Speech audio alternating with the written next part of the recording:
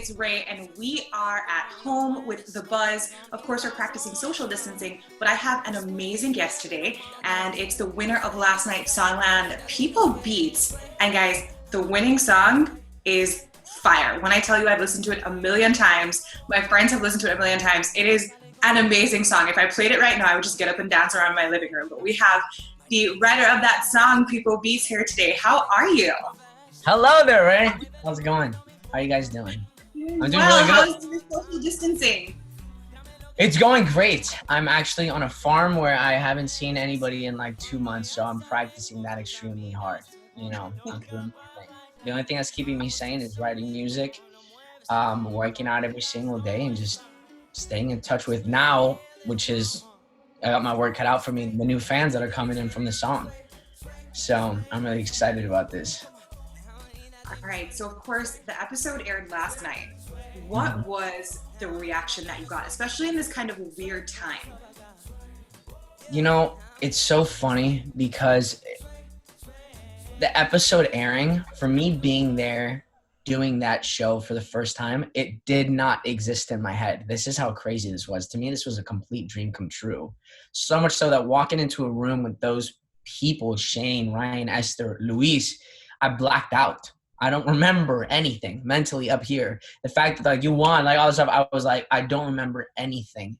So the crazy part about it was last night watching it on TV, I finally got to get like a little bit more emotionally involved about the concept because it finally was like on paper, you know, like it was finally in front of me. Like, yeah, this is what it happened. And, you know, plus on top of that, going on with what's going on with this coronavirus thing, I had so many people last night. I went on Instagram Live for a little bit. And one thing that touched me a lot was the fact that one of the real things that's providing some sort of, you know, escape, some type of, you know, entertaining factor with this whole corona thing going on is the music.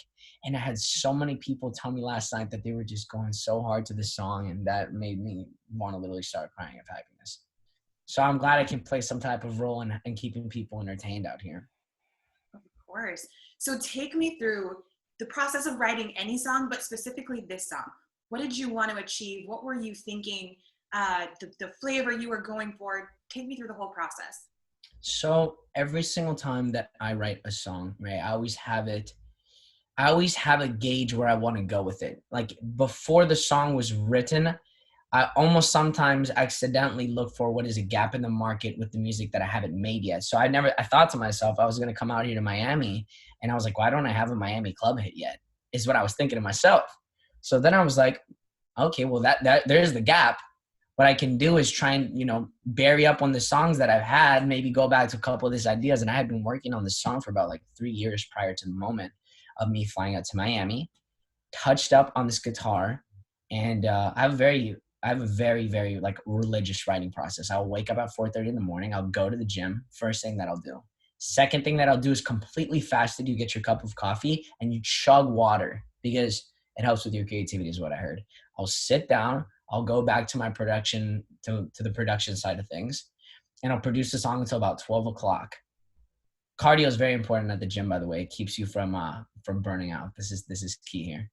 And then at 12 o'clock, I'll begin recording the vocals, and then I started recording the vocals around that time frame, just enough getting ready to go to Miami, which was like 4 days later. And then I went with that song done.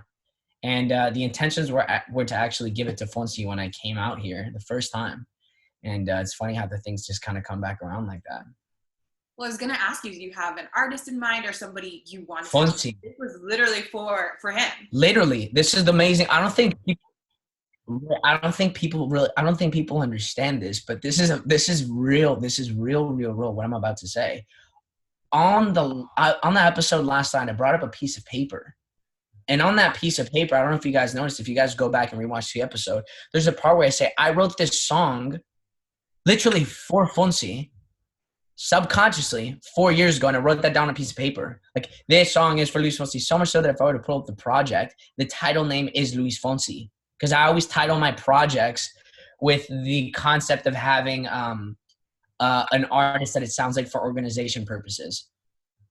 You know what I mean? I have like 5 Justin Bieber, projects. I'll have that's how I title it. Like I'll title it based off of the person that it kind of reminds me of. And That's yeah, so wild. That's a good like manifestation too. Like you almost manifested it. unreal, And I'll wait for the Justin unreal. Bieber one because you just manifested that too. So I'll wait for that one. Absolutely. It is the most insane manifestation. In fact, I manifested that it would go number one. And I woke up this morning and it's number one on the Latin charts. So this is I love crazy. that you're talking about this because I'm going to ask you, of course, what was it like to just you go to bed, the episode airs, I didn't go to bed. You didn't go to bed, That's even the better. misconception. So That's you know, those that part sunrises, is gone. and Absolutely it's not. number one. That's your song. You wrote that. It's number one with a hot Latin artist. Like, what does that feel like? It feels like it feels like it fits extremely well. It feels like a long puzzle piece that's just been we're trying to find its way around the last positioning, and it finally just got placed in the right spot at the right moment. And I'm so grateful for that opportunity. So it makes me feel extremely humbled, and it makes me feel at the same time extremely driven and hungry to keep going, Yeah. keep doing everything that got me to this moment. I mean, it's been 7 years, Ray. 7 years of every single day doing this, Yeah. So Take us through a little bit of your musical background.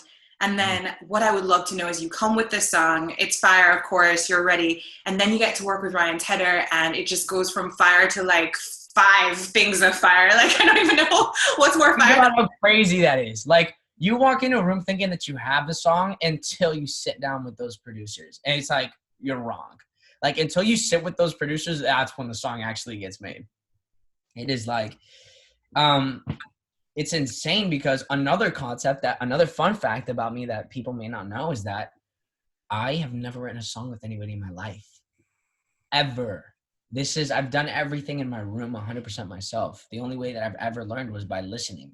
So I would play every single song on the charts all the time. I would always, every time I would ever get the opportunity to listen to music, I would say, what makes this? There's a formula. There is a weird skeletal structural formula. And I believe that one of the factors that's allowed me to have this, one of the blessings that God gave me as this, I would say, is ADD. Like, I will listen to a song and I want it to hit now. Like, I'm impatient. I'm like, I want it to bang. I want it to slap. I want it to come in extremely hard. And within seconds. So that was one of the big factors when I was writing the song Sway, was the lack of patience that I had for it to come in hot. And it came in hot within 15 seconds from the pre-chorus to the drop. It only takes 15 seconds for it to get there. Despacito took 30 seconds. Like, that was something that I thought, I was like, maybe if I do it a little bit quicker, it can work out. So small little details like that.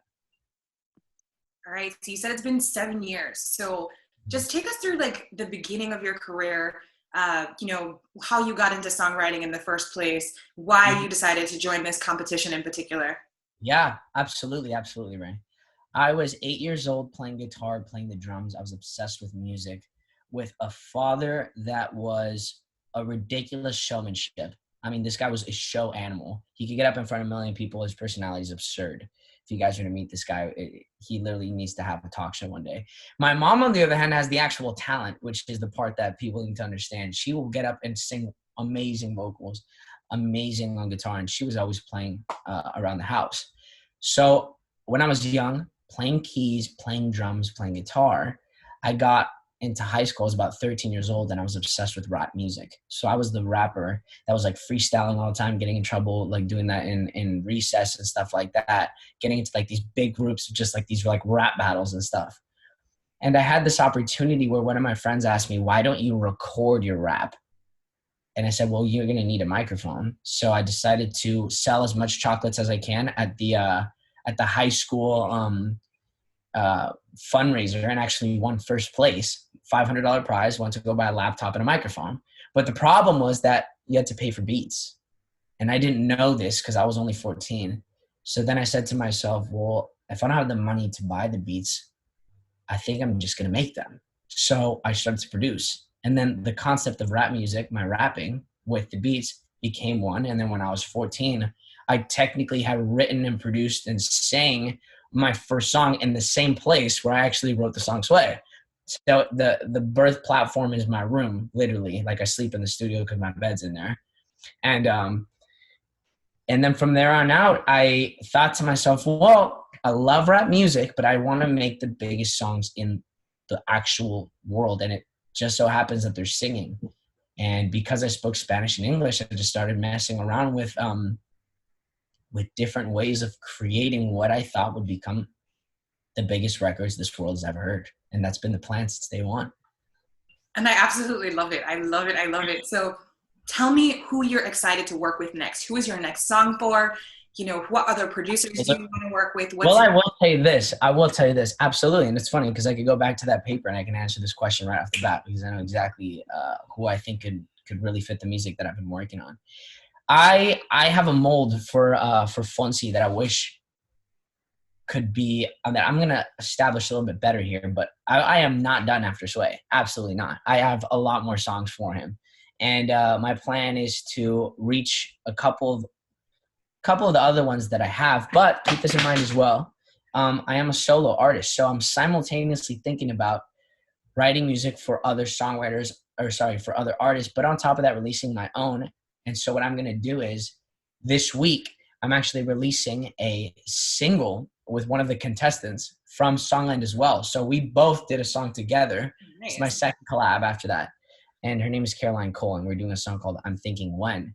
But besides that, like on solo artist, give Fonsi more music, take it into more of an urban style. I want to try and see if I could bring him into this a little bit more of urban, clubby kind of feel. Like I said, with that direction, with Sway, we're kind of getting in there. And then I want to do music with J Balvin. I want to do a lot of music with, I would love to do a song with Justin Bieber. I love the way that he works on songs. I just think that it's amazing. John Mayer, which is not in any shape or form it's not Spanish music. But another thing is not pop music either, is I like Luke Combs. I mean, I like every type of genre. I like country music. I like rap music. I like music that makes me feel good. And that's, I do think that all the people that you mentioned do have a certain type of voice, though, like a certain, like there's maybe not a genre connection there, but I can see the connection in terms of their, I guess there's a couple of people that you just sit down, right, and you listen to them and you're just like, what is that about you that makes me want to do something with that? Like that, it could be the tone, it could be the way that it's just projected from them, the style, personality, whatever it is. I get attracted to that style of music, whether it could be any genre. That's what's amazing about it. So I have plans to do that with absolutely all of them, and I can't wait to see them and meet them and do the same thing that I did with Fonsi. And then I have to ask you, because reggaeton is so popular, as you talk about, kind of Latin music and J Balvin, reggaeton is just, I mean, it was always big, but it's kind of blowing up in the US more. Is that an avenue you want to take too? Ray, absolutely. In fact, I will capitalize on my Spanish blessing that I was given from my mother that would get me in trouble for not speaking Spanish when I was in the house as a kid. But one thing that's amazing, Ray, about this is that my mother works for the airline. Like, Ray, I'm being so serious when I say this. My parents are 100% Chilean. My mother used to be a flight attendant to come see my dad here in Los Angeles, who moved here when he was 8 years old.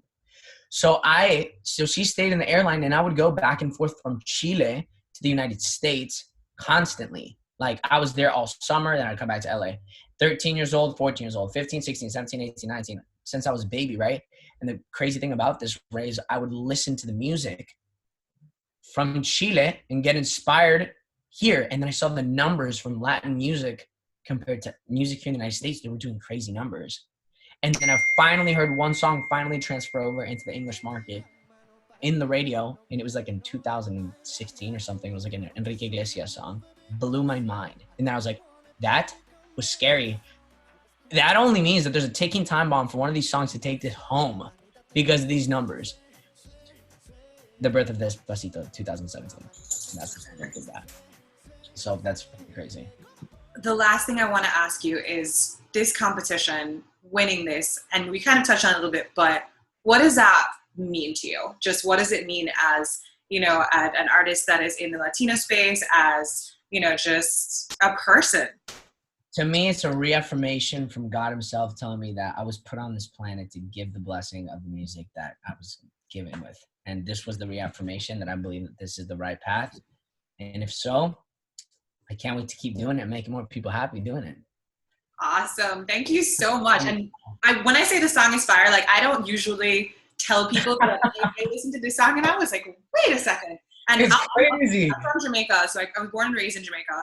I And love Jamaica. we're big consumers of music. So when you talk about even the Latin market and music there and, you know, even dance hall and stuff like that, we are into it. So when I heard this song, and especially the friend that actually called me up is a Jamaican friend that absolutely loved it. And it's a great song. So congratulations. I'm really happy for you. Thank you And I so can't wait much. to see some of your other music. I'm really excited.